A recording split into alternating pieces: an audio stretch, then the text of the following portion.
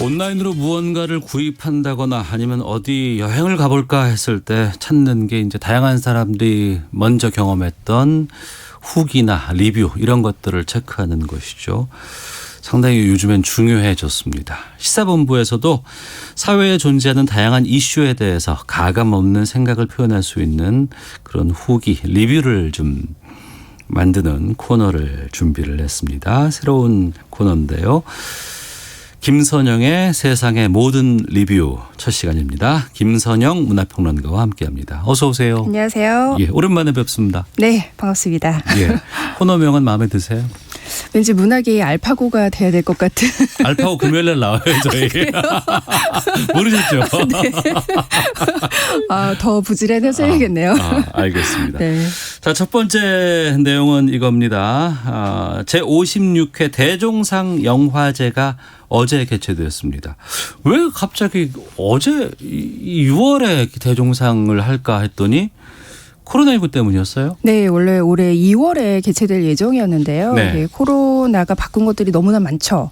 그리고 코로나 이후에 이제 최초로 개최되는 무관중으로 개최되는 메이저 시상식이기 때문에 네. 많은 이목이 어제 쏠렸었습니다. 그러니까 우리 기생충이 아카데미에서 작품상, 뭐 감독상 다 휩쓸 때 그렇죠. 그때 이 대종상도 나왔어야 됐는데 코로나19 그렇죠. 때문에 이걸 못 열었던 거군요. 네, 심지어 이제 최초로 무관중으로 개최가 되는 거죠. 예, 대종상은 상당히 역사도 깊고 네. 과거에는 대표적인 우리나라 영화제로 알고 있었습니다. 그렇죠. 뭐 최고의 역사와 권위를 자랑하는 그런 영화제이고 특히나 이제 대한민국의 영화상들이 굉장히 많잖아요. 예. 방송 언론사가 주관하는 그런 시상식도 있는데 이 시상식만큼은 이제 영화인들이 직접 주관을 하기 때문에 네. 영화인들에게는 특별한 의미가 있는 시상식이라고 할 수가 있고요. 예.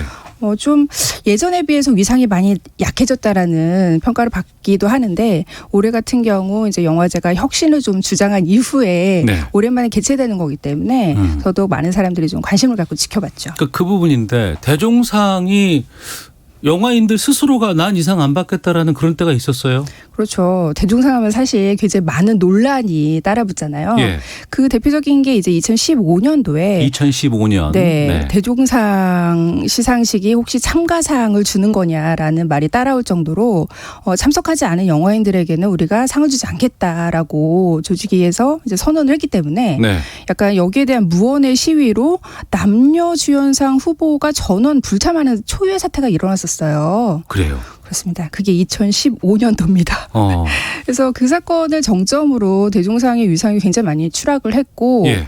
조직위에서도 그렇다면 우리가 좀 혁신을 해보겠다라고 선언을 해서 이제 작년 같은 경우가 우리 한국 영화 그 100주년이었잖아요. 네네. 그래서 우리도 대종상을 한국의 아카데미로 만들어 보겠다 해서 시상 개최 시기도 좀 바꿨어요. 원래는 그 가을에 시상을 했는데 올해도 이제 아카데미처럼 우리가 네. 봄에 시상을 하겠다라고 선언을 하고 예. 뭐 심사 방식도 좀 더 공정성을 높이기 위해서 추첨제보다는 뭐 개봉작들을 모두 대상으로 하고 네. 또 심사위원과 심사 결과도 투명하게 공개를 하는 식으로 좀 많은 노력을 기울이긴 했습니다.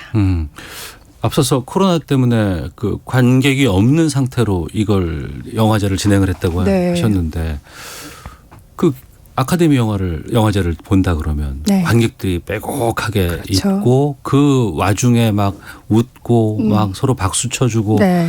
감동해서 주변에서 막 축하하고 이런 게 원래 백미 아니에요? 그렇죠. 그러니까 한마디로 이제 영화상이 축제라고 할 만한 그런 네. 행사가 돼야 되는데 예. 그 굉장히 소통해야 될 관객이 빠져 있기 때문에 어떻게 보면 이게 코로나 이후에 영화계에 굉장히 큰 과제가 되겠다라는 말이 나오고 있어요. 뭐 영화상 시상식뿐만이 아니라 네. 지금 뭐 전주국제영화제라든지 이런 국제영화제들도 현재 뭐 온라인 상영을 한다든지 이런 식으로 계속 개최 방식을 변경해야 되는 그런 상황이거든요. 그래서 우리가 코로나 이후에 영화계에 좀 남은 가장 큰 숙제가 아닌가 합니다. 예. 그러네요. 극장 가서 봐야 되는데. 그렇죠. 그런데 이제 코로나 상황으로 본다 그러면 그냥 극장에서 보는 것이 아니고 모니터를 통해서 봐야 되는 것이고. 그렇죠. 그럼 영화가 갖고 있는 느낌이 좀 달라지지 않을까 싶은데요. 그렇죠. 그래서 실제로 뭐 대종상도 이제는 우리가 뭐 넷플릭스로 대표되는 OTT 업체에 좀 문호를 개방을 해야 되는 거 아니냐. 예. 뭐 이런 얘기도 나오고 있고요. 실제로 올해 그 최대 화제작 중 하나였던 사냥의 시간이라는 작품은 예. 뭐 넷플릭스를 통해서 공개가 됐어요. 이제 극장 개봉을 잡지 못했기 때문에 네. 그래서 앞으로도 굉장히 이제 코로나가 영화계 풍경을 많이 바꿔놓지 않을까 그런 예측이 나오고 있습니다. 네. 큰 박수는 많이 못 받았겠습니다만 그럼에도 네. 불구하고 의미 있는 수상을 한 수상자들 좀 말씀해 주신다면요. 그동안 좀 공정성 논란이 많았었는데 네. 올해는 그렇게 큰 논란이 없었어요. 왜냐하면 워낙 그 독보적인 작품이 있었죠. 예, 예. 네, 기생충이 뭐 이견 없이 네. 좀 최다 수상작이 됐고요. 오관왕 작품상과 감독상을 예. 비롯해서 이제 오관왕이 됐고요. 또 신인 감독상을 수상한 김보라 감독의 벌새도 그 독립영화제 최고의 화제작이기 때문에 예. 이견 없이 이제 신인 감독상을 받았고 예. 뭐 이 작품들이 워낙 영화계를 이제 좀 지배를 했다면 뭐 남녀 주연상 같은 경우에는 이제 82년생 김지영의 네. 정유미 배우가 수상을 했고요. 또 주 남자 배우상은 이병헌 씨가 또 백두산이라는 작품으로 주연상을 수상을 했습니다. 네. 그러면 계속 기생충 얘기를 할 수밖에 없는데 네. 아카데미에서도 기생충에게 작품상을 준 것은 네. 뭔가 이 여러 가지 트렌드의 변화라든가 사회성 같은 것들을 반영한 결과가 아니겠어요? 그렇죠. 그럼 대종상도 좀 그런 부분들이 좀 보이나요? 어떤가요? 그러니까 올해 대종상에서 제가 좀 의미 있다라고 생각을 하는 이유는 네. 좀 여성 영화인들의 약진이 좀 두드러졌다. 여성 영화인의 약진. 네. 이게 사실 그 최근 몇 년간 영화계에서 가장 눈에 띄는 현상이라고 할 수 있어요. 네. 그러니까 우리가 좀 그동안 뭐 여성 주연 영화는 뭐 상업적으로 성공하지 못할 것이다 이런 편견이 굉장히 많았고 네. 실제로 남성 그 주연 배우들의 그 연기상 후보를 보면은 늘 뭐 50대 남성 배우들도 주연을 맡아서 그 공개를 하는 작품들이 굉장히 많지만 여성 배우들은 왠지 중년이 들어서면서 이제 조연으로 밀려나고 그런 좀 소외된 위치에 있었기 때문에 여성 영화인들이 이제 좀 약진을 해야 된다라는 얘기가 많았었는데 예. 올해 같은 경우에는 이제 기생충을 제작한 그 곽신혜 대표를 비롯해서 뭐 실제로 대종상에서도 뭐 신인 감독상, 기획상, 미술상, 의상상, 편집상 등 굉장히 많은 부문을 여성 영화인들이 수상을 했어요. 예. 그래서 앞으로도 여성 영화인들이 좀 약진을 하는 경향은 계속 이어지지 않을까 생각이 됩니다. 네. 대종상은 어제 있었고 내일은 그 백상예술대상이 지금 열릴 예정이에요. 네, 사실은 이제 가장 화제가 되고 있는 게 이제 백상예술대상인데 왜냐하면 백상은 영화인들만의 축제가 아니라요. TV도 하잖아요. 그렇죠. 예. 국내 유일의 이제 종합 시상식이라고 할 수 있어요. 네. 근데 올해 같은 경우에는 이제 연극 부분도 수상 분야를 확대를 했기 때문에 백상에서 연극도 줘요. 그렇습니다. 그래서 연극인들도 굉장히 이 행사를 주목을 하고 있습니다. 백상예술대상 KBS도 뭐 상당히 좀 의미 있는 수상들을 받은 것이 꽤 있었어요. 그렇죠. 올해는 좀 어떤 부분들이 좀 변화가 있을 것으로 보세요? 그러니까 올해 백상에서 가장 눈여겨볼 변화는 대종상이 반영하지 못한 그 넷플릭스 같은 OTT 플랫폼의 콘텐츠들이 후보작에 올랐어요. 최초의 일이죠. 그럼 넷플릭스 작품들이 백상예술대상에다 출품을 했고 후보에 올랐어요? 그렇습니다.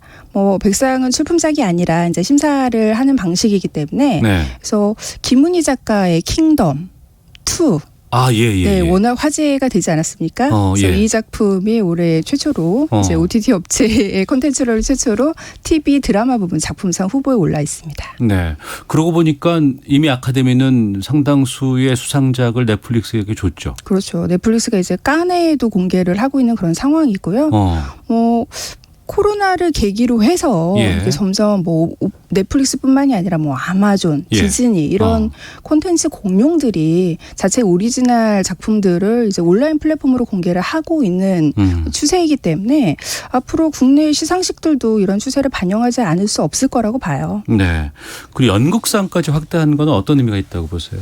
그러니까 이게 사실 코로나로 우리가 그 대중문화계에 많은 피해를 봤지만 그중에서도 가장 큰 피해를 입은 쪽이 연극계, 공연계 쪽이죠. 맞습니다. 예, 네. 굉장히 많은 자본이 들어가고 이제 실시간으로 관객과 호흡을 해야 되는 작품들인데 네. 무대에 올리지 못한 작품들이 너무나도 많기 때문에 올해 백상이 이렇게 수상 분야를 연극 분야에 좀 확대를 한 것은 뭐 영화계의 그 연극계에 좀 활력을 주는 일이 아닌가 하고 생각을 합니다. 아무래도 대중적으로 가장 많이 관심 가는 것은 드라마 쪽이 아닌가 싶은데. 네, 영화는 워낙 뭐 기생충이 지금 독식을 하고 있는 상황이라서요. 예. 드라마가 상대적으로 굉장히 좀 치열한데 KBS에서도 워낙 그 동백꽃 필 무렵이 화제였잖아요. 동백이 예.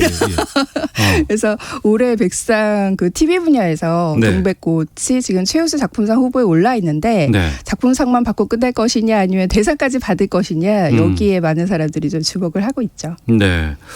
근데 좀 뭐라 그럴까요? 이런 상 같은 것이 네. 어떤 문학의 활성화 차원에서의 의미도 있는데 네. 좀 너무 화제작 위주로 뽑지 않느란 지적도 있더라고요. 맞습니다. 그러니까 대종상 같은 경우도 예. 사실은 좀 상업 영화 위주다.